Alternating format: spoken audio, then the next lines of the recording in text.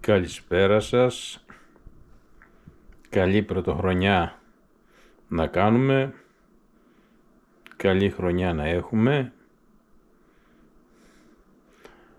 Δεν είμαστε ιδιαίτερα πνευματικοί, όπως η Αγία Ειρήνη η Χρυσοβαλάντους, που πήρε φωτιά και καιγότανε και τη σβήσανε οι μοναχές και είπε γιατί δεν με αφήσατε να καώ, και προτιμούσε να είναι άρρωστη από το να είναι υγιής, και όλα αυτά γιατί πίστευε ιδιαίτερα, πολύ πιο δυνατά από μας, ότι όσο πιο πολύ βασανίζεσαι εδώ, τόσο πιο μεγάλη απόλαυση αιωνίως θα έχεις στην άλλη ζωή.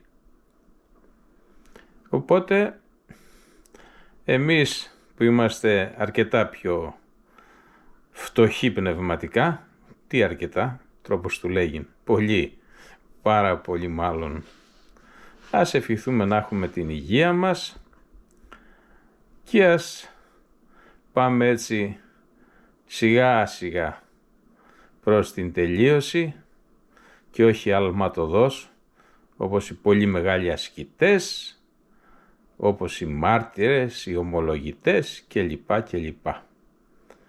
Σιγά σιγά.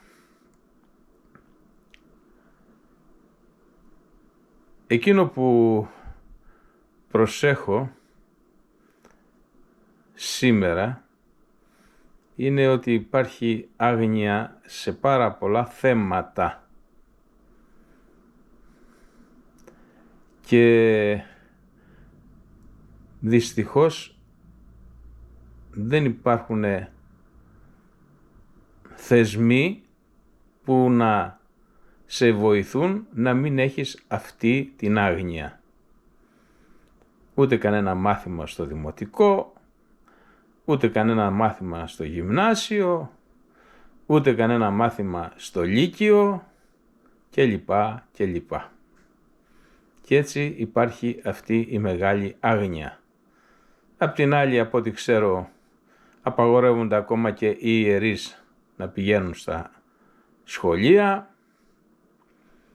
και τα μαθαίνουν τα παιδάκια. Κάποια στιγμή που θα έχω χρόνο θα δω τι ακριβώς μαθήματα τα μαθαίνουν και όχι αυτά τα οποία είναι ουσιώδη για την ευτυχία τους επί της γης, η οποία μεταφράζεται μετά θάνατον σε αιώνια σωτηρία. Έτσι λοιπόν υπάρχει μεγάλη άγνοια. Και πώς να μην υπάρχει? Πώς να μην υπάρχει? Δεν σημαίνει ότι επειδή μεγαλώνουμε θα γνωρίζουμε τα πάντα. Χρειάζεται η κάθε τέχνη το μάστορα, ο οποίος θα διδάξει στον υποτακτικό του. Το ίδιο χρειάζεται και εδώ στα πνευματικά. Να έχετε έναν πνευματικό, έναν γέροντα, ένα πνευματικό, έναν άνθρωπο τέλος πάντων, ο οποίος θα ορθοτομεί το λόγο της αληθείας, θα μιλάει δηλαδή σύμφωνα με το Ευαγγέλιο και με τους πατέρες της Εκκλησίας, οι οποίοι είναι η επέκταση του Ευαγγελίου. Δεν λένε αυτοί κάτι αφεαυτού τους, και αν μας φαίνεται ότι το λένε αφεαυτού, δεν το λένε αφεαυτού. Εδώ θα φέρω το παράδειγμα του Αγίου Ιωάννου του Χρυσοστόμου, γιατί υπάρχουν κάποιοι,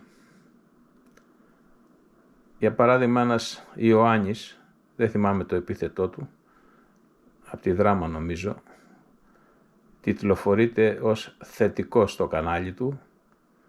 Για μένα συμπαθέστατος ο άνθρωπος, αλλά εντάξει, βρίσκεται σε πλάνη. Και κάτι έλεγε ότι λένε ψέματα και το ένα και το άλλο και δεν υπάρχει Ιησούς Χριστός και έτσι και αλλιώς. Και ότι αυτά που λένε οι πατέρες είναι αυθαίρετα και διάφορα τι αυτά. ό,τι λένε οι πατέρες, και οι παλαιοί, αλλά και οι σημερινοί, τουλάχιστον αυτοί που είναι έτσι στην στάθμη τη δική μου, η οποία είναι από τις πιο χαμηλές που υπάρχουν. Τώρα αν υπάρχουν και λίγο χειρότεροι και λένε πλάνες και αιρέσεις, αυτό εμένα δεν μ' αγγίζει. Αλλά αυτοί που είναι ίσα με μένα, δεν τολμάμε να πούμε πράγματα δικά μας. Και αν κάτι φαίνεται να είναι δικό μας, γιατί βλέπουμε ότι το Ευαγγέλιο το εξηγούν πολλοί πατέρες, και ο Άγιος Ιωάννης ο Χρυσόστομος και ένας αρχιεπίσκοπος Βουλγαρίας, τώρα δεν τον θυμάμαι, Θεόκτιστος, όχι δεν θυμάμαι τέλος πάντων, Θεοφύλακτος, και άλλοι, πολλοί.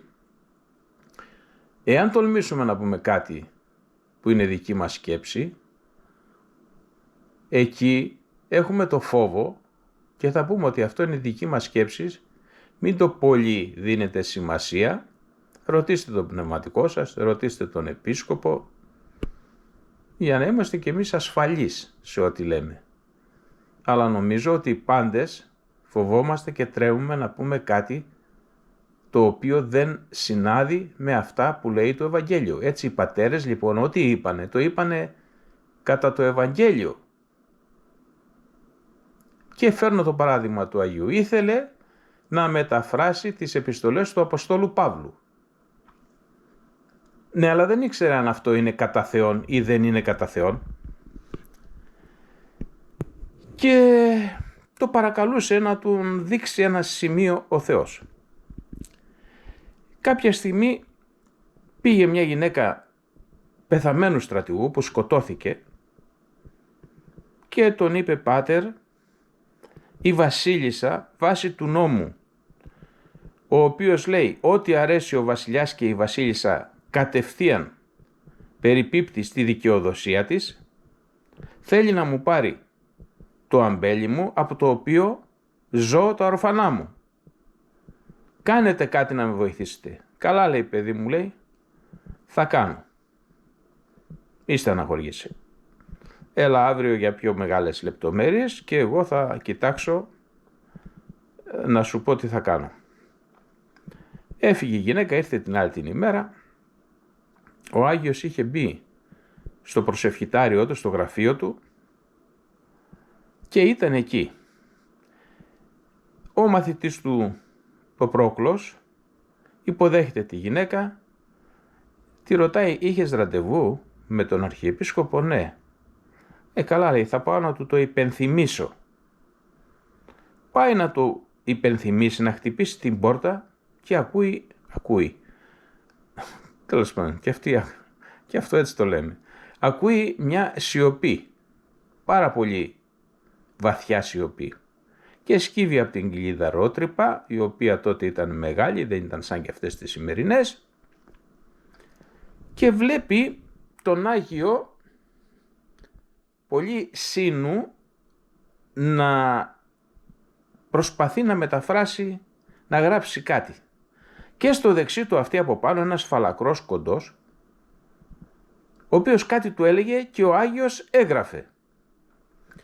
Επειδή συνεστάλλει ο Άγιος Πρόκλος, έγινε Άγιος και ο Πρόκλος, μαθητής του Αγίου Ιωάννου του Χρυσοστόμου και αρχιεπίσκοπος και αυτός Κωνσταντινούπολεως, δεν διέκοψε με το χτύπημα της πόρτας στον Άγιο. Και τη λέει τη γυναίκα, «Αδελφή μου, έλα αύριο», λέει, «τον βλέπω πολύ απασχολημένο και είναι και ένας άλλος», λέει, «πολύ σοβαρός», λέει, «και εγώ», λέει, «δυσκολεύομαι να τους διακόψω, έλα αύριο όμως», λέει.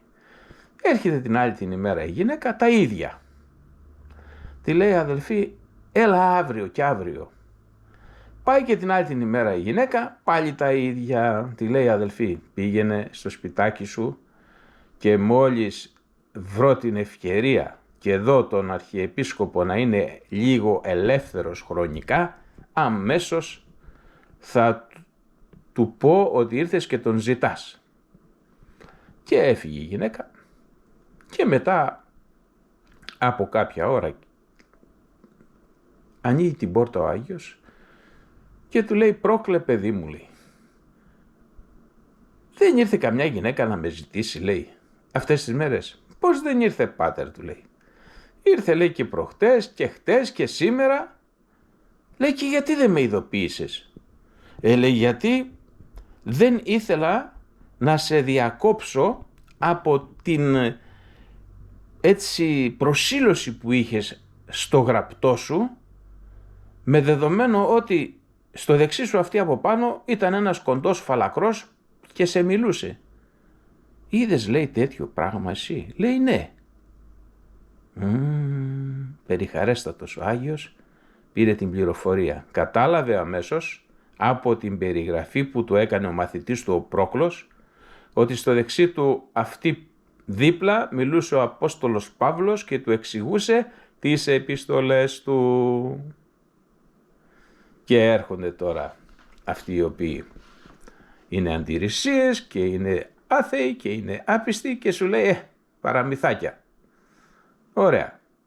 Και τους λες, πάτε στην Ιερά Μονή Βατοπεδίου, θα προσκυνήσετε τα λείψανα και θα προσκυνήσετε εκεί την κάρα του Αγίου Ιωάννου του Χρυσοστόμου, η οποία είναι οστά, έτσι, δεν έχει ούτε δέρμα ούτε τίποτα, ενώ μόνο το δεξί του αυτή είναι άφθορο. Δεν υπέστη φθορά, δηλαδή υπάρχει το δεξί αυτή. Το δεξί γιατί υπάρχει και το αριστερό δεν υπάρχει? Η μύτη γιατί δεν υπάρχει? Τα μάτια γιατί δεν υπάρχουν και υπάρχει μόνο το δεξί αυτή? Απλούστατα γιατί από το δεξί αυτή τον μιλούσε ο Άγιος Απόστολος Παύλος και θαυματουργικά προς επιβεβαίωση του θαύματος διαχρονική το αυτή παραμένει ο μάρτυρας της αληθινής υπόθεσης. Έτσι λοιπόν, ας μην ψάχνουμε να βρίσκουμε προφάσεις αναμαρτίες και να λέμε ότι οι Άγιοι λένε ό,τι θέλουν. Δεν υπάρχει Άγιος που λέει ό,τι θέλει.